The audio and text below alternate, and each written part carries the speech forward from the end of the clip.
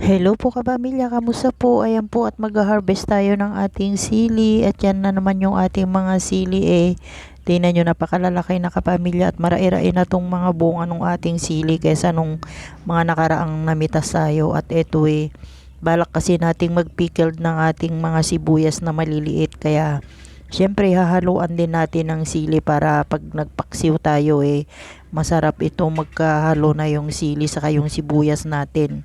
Kaya ayan kapamilya, ayan po yung ating mga sili. Kaya abangan po yung ating paggawa ng pickle na sibuyas saka itong ating siling green. Kasi masarap po ito pagka magkasama sila tapos kahit na matagal siya, pwede pa rin siya kasi pwede nating i-stack yan dahil syempre marami tayong bunga ng sili kaya kailangan kahit na nakapickled sila matagal naman ang inaabot nila pagka maganda yung pagkakagawa.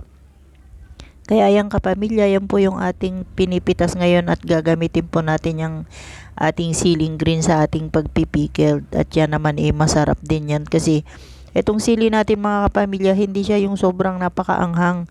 Kaya hinahalo natin yan pagka nagluluto tayo ng egg. Hello po kapamilya, ayan po mag-harvest po tayo ng bulaklak ng kalabasa. At tingnan nyo po meron na pong mga bulaklak tong ating mga kalabasa.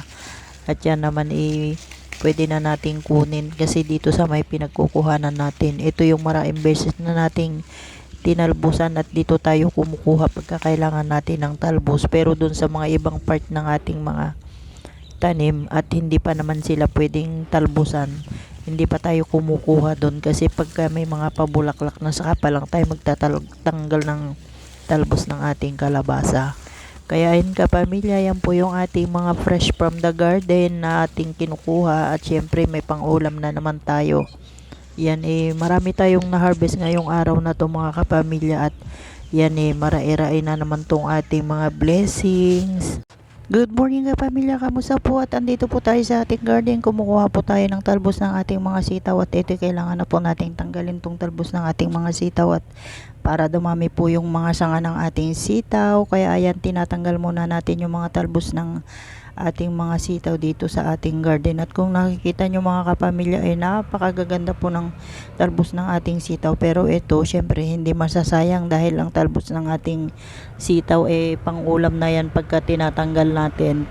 Kaya naman natin tinatanggal yung kapamilya para yung talbos ng ating sitaw maipang ulam. Syempre para kumapal na rin yung sanga ng ating mga pananim kaya ayan tinatanggal natin. Syempre fresh from the garden ulam na naman yan kaya maganda po pag may mga pananim tayo na ganito at yan napakabilis pong pakinabangan sa talbos pa lang at bunga mapapakinabangan na natin kaya maganda po talaga pag may mga pananim tayong ganito at yan yung ating ulam ngayong kapamilya at masarap na naman fresh from the garden po yung ating ulam kaya ayan po yung ating ulam ngayon at mamaya maya pag uwi natin lulutuin natin yan.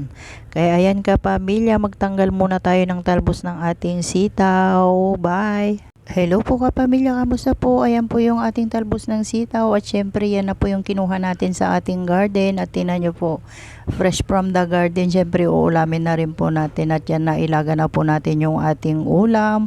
Yan po yung talbos ng ating sitaw at yan naman po lalagyan na natin ng timpla. At syempre simple lang po ito yung ating ginawa sa ating talbos ng sitaw. Nilaga lang po natin yan at naghiwa tayo ng mga sibuyas.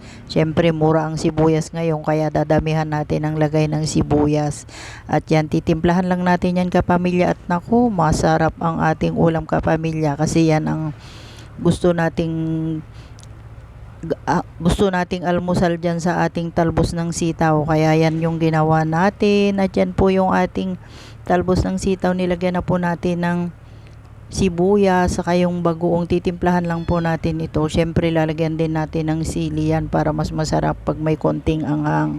Kaya yung kapamilya at syempre nilagyan din natin ng kaunting suka lang para hindi naman sobrang asim. Ayan po yung ating ulam ngayong kapamilya, fresh from the garden po.